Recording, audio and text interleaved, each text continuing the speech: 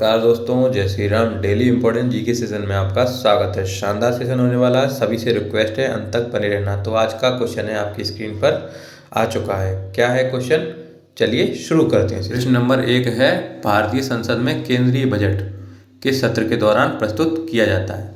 क्या है प्रश्न, भारतीय संसद में केंद्रीय बजट किस सत्र के दौरान प्रस्तुत किया जाता है। ऑप्शन ए है मानसून सत्र, ऑप्शन बी है शीतकालीन सत्र, ऑप्शन सी है बजट सत्र, ऑप्शन डी है विशेष सत्र। राइट आंसर क्या है, सी, बजट सत्र के दौरान प्रस्तुत किया जाता है। अगले क्वेश्चन की ओर चलने से पहले इसका एक्सप्लेनेशन कर लेते हैं, क्योंकि यह बहुत ज़रूरी है। बजट सत्र भारतीय संसद का सबसे महत्वपूर्ण सत्र है। यह आमतौर पर जनवरी अंत तथा फरवरी की शुरुआत में होता है, मई तक चलता है। इस सत्र के दौरान केंद्रीय बजट प्रस्तुत किया जाता है, जिसमें आगामी वित्तीय के लिए सरकार की वित्तीय योजना की रूपरेखा दी जाती है। चलिए अगले क्वेश्चन की ओर चलते हैं इसी के साथ में। अगला क्वेश्चन क्या है, भारतीय संसद, प्रश्न नंबर 2 है, भारतीय संसद के शीतकालीन सत्र का फोकस क्या है। भारतीय संसद के शीतकालीन सत्र का फोकस क्या है। ऑप्शन ए है केंद्रीय बजट की प्रस्तुति, ऑप्शन बी है लंबित विधेयकों पर विचार और पारित करना, ऑप्शन सी है बजटीय प्रस्तावों की विधि जांच करना, और ऑप्शन डी है संसदीय समितियों के लिए अवकाश। तो राइट आंसर क्या है आपको बताना है। राइट आंसर है बी, लंबित विधेयकों पर विचार और पारित करना, यह इसका राइट आंसर है। लेकिन इसका एक्सप्लेनेशन पढ़ लेते हैं। क्या है एक्सप्लेनेशन है, लंबित विधेयकों पर विचार और पारित करना। शीतकालीन सत्र आमतौर पर नवंबर शुरू होता है और दिसंबर तक चलता है। यह लंबित विधेयकों और अन्य विधायी कार्यों पर विचार करने और उन्हें पारित करने पर केंद्रित होता है। अगले क्वेश्चन की ओर चलते हैं। अगला क्वेश्चन क्या होने वाला है। अगला क्वेश्चन है, 9 नवंबर 2023 को पारित बिहार विधानसभा संशोधन विधेयक द्वारा प्रस्तावित सरकारी नौकरियों के लिए आरक्षण कोटा में कितने प्रतिशत की वृद्धि है। एक बार और पढ़ देते हैं। 9 नवंबर 2023 को पारित बिहार विधानसभा संशोधन विधेयक द्वारा प्रस्तावित सरकारी नौकरियों के लिए आरक्षण कोटा में कितने प्रतिशत की वृद्धि है। ऑप्शन ए है 50% से 55%, ऑप्शन बी है 55% से 60%, ऑप्शन सी है 50% से 65%, ऑप्शन डी है 65% से 70%। राइट आंसर क्या है, सी, 50% से 65%। चलिए इसका एक्सप्लेनेशन भी जान लेते हैं इसी के साथ में। तो क्या है इसकी विश्लेषण, चलिए जानते हैं। 50% से 65% बिहार विधानसभा ने अनुसूचित जाति, अनुसूचित जनजाति, अत्यंत पिछड़ी जाति और एवं अन्य जातियों के बीच राज्य सरकार ने नौकरियों का आरक्षण 50% से बढ़ाकर 65% कर दिया। 9 नवंबर 2023 को यह लागू हुआ है। इसी के साथ अगले क्वेश्चन की ओर चलते हैं। अगला क्वेश्चन क्या है, बिहार सरकार की नौकरियों में आरक्षण कोटा बढ़ाने के फैसले के पीछे क्या कारण है।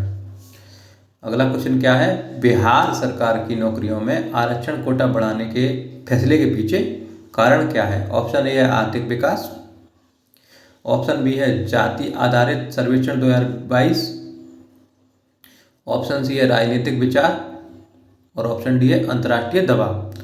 तो राइट आंसर है जाति आधारित सर्वेक्षण 2022। बिहार सरकार की नौकरी आरक्षण को कोटा बढ़ाने के लिए जाति आधारित सर्वेक्षण 2022 के लिए इम्पोर्टेंट है। इसका विश्लेषण क्या है, जाति आधारित सर्वेक्षण 2022 आरक्षण कोटा बढ़ाने का निर्णय जाति आधारित सर्वेक्षण 2022 द्वारा प्रेरित किया गया, जिसमें SC ST OBC पिछड़ी जातियों की जनसंख्या वृद्धि के अनुपात में समायोजन की आवश्यकता का पता चल पाता है। इसी के साथ अगले क्वेश्चन की ओर चलते हैं।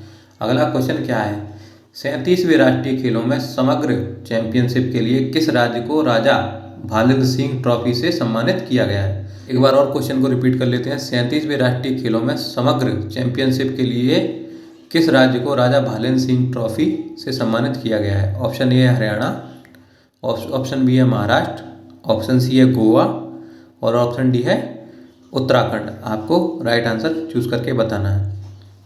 भालेंद्र सिंह ट्रॉफी से सम्मानित राज्य है महाराष्ट्र, ऑप्शन बी। कैसा लग रहा है सेशन, एक बार कमेंट में बताना। चलिए इसके साथ विश्लेषण की ओर चलते हैं, एक बार जान लेते हैं सारा विश्लेषण। महाराष्ट्र राष्ट्रीय खेलों में अपना दबदबा बरकरार रखते हुए महाराष्ट्र को ओवरऑल चैंपियनशिप के लिए राजा भालीन सिंह ट्रॉफी से सम्मानित किया गया। महाराष्ट्र ने 80 स्वर्ण सहित पदक हासिल किए। इसी के साथ अगले क्वेश्चन की ओर प्रस्थान करते हैं। तो अगला क्वेश्चन क्या है, हाल ही में माउंट एवरेस्ट के सामने 21,500 फीट की ऊंचाई से हेलीकॉप्टर से कूदने वाली दुनिया की पहली महिला कौन है? एक बार और क्वेश्चन को रिपीट कर देते हैं। हाल ही में माउंट एवरेस्ट के सामने 21,500 फीट की ऊंचाई से हेलीकॉप्टर से कूदने वाली दुनिया की पहली महिला कौन बनी? ऑप्शन ए है सोनम कपूर, ऑप्शन बी है शीतल महाजन, ऑप्शन सी है स्वाति सिंह, ऑप्शन डी है अंकिता शर्मा। तो आपको राइट आंसर चूज करके बताना है। वैसे ये रिसेंटली करंट अफेयर्स की न्यूज़ है, तो आपको एक बार अपडेट रहना है इसी के साथ में। राइट आंसर क्या होने वाला है? B, Sheetal Mahajan is right answer. इसी का विश्लेषण भी जान लेते हैं। अगर आपको वीडियो अच्छी लग रही हो तो एक बार चैनल को सब्सक्राइब कर लेना और वीडियो को लाइक कर देना। तो विश्लेषण जानते हैं। शीतल महाजन प्रसिद्ध भारतीय स्काई डाइवर शीतल महाजन ने 13 अक्टूबर 2023 को माउंट एवरेस्ट के सामने 21,500 फीट की ऊंचाई से हेलीकॉप्टर से कूदने वाली दुनिया की पहली महिला बनकर एक महत्वपूर्ण उपलब्धि हासिल की। वह सबसे ऊंची कालपत्थर चोटी पर उतरी 17,444 फुट की ऊंचाई पर, जो किसी महिला द्वारा की गई सबसे अधिक ऊंचाई वाली स्काई डाइविंग लैंडिंग है। इसी के साथ अगले क्वेश्चन की ओर चलते हैं। क्वेश्चन नंबर अगला क्या है, 11 नवंबर को मनाए जाने वाले राष्ट्रीय शिक्षा दिवस पर किसका स्मरण किया जाता है? 11 नवंबर को मनाए जाने वाले राष्ट्रीय शिक्षा दिवस पर किसका स्मरण किया जाता है, यह प्रश्न है। तो आपको आंसर बताना है। ऑप्शन ए है महात्मा गांधी, ऑप्शन बी है जवाहरलाल नेहरू, ऑप्शन सी है मौलाना अबुल कलाम आज़ाद और ऑप्शन डी है सरदार वल्लभ भाई पटेल। तो आपको राइट आंसर बताना है। राइट आंसर क्या है? सी इज राइट आंसर, मौलाना अब्दुल कलाम आज़ाद। 11 नवंबर को मनाए जाने वाले राष्ट्रीय शिक्षा दिवस पर मौलाना अब्दुल कलाम आज़ाद जी को समर्पित है। इसी के साथ एक्सप्लेनेशन भी पढ़ लेते हैं। काफ़ी इंपॉर्टेंट यह सेशन होने वाला है और कई बार परीक्षा में पूछा जा चुका है यह क्वेश्चन। तो मौलाना अब्दुल कलाम आज़ाद भारत के पहले शिक्षा मंत्री थे। मौलाना अब्दुल कलाम आज़ाद की जयंती 11 नवंबर राष्ट्रीय शिक्षा दिवस के रूप में मनाई जाती है। इसी के साथ अगले क्वेश्चन की ओर चलते हैं। काफ़ी शानदार क्वेश्चन है ये, कई बार परीक्षा में पूछा जा चुका है और इससे रिलेटेड एक क्वेश्चन और लेके आए हैं आपके लिए, वह अभी डिटेल में डिस्कस करेंगे। तो अगला क्वेश्चन क्या है, मौलाना अब्दुल कलाम आज़ाद ने भारत के इतिहास में क्या भूमिका निभाई? एक बार रिपीट कर देते हैं। प्रश्न क्या है, मौलाना अब्दुल कलाम आज़ाद ने भारत के इतिहास में क्या भूमिका निभाई? आपको ऑप्शंस दिए गए हैं 4। ए प्रथम प्रधानमंत्री, बी प्रथम राष्ट्रपति, सी प्रथम शिक्षा मंत्री और डी प्रथम मुख्य न्यायाधीश। आपको राइट आंसर पता ही होगा और काफ़ी सुंदर क्वेश्चन है, उतना ही सुंदर इसका आंसर है प्रथम शिक्षा मंत्री। कई बार यह परीक्षा में आ चुका है। इसका एक्सप्लेनेशन भी अब एक बार पढ़ लेते हैं जिससे कि यह क्लियर हो जाएगा, टॉपिक ही क्लियर हो जाएगा कि प्रथम शिक्षा मंत्री कौन थे।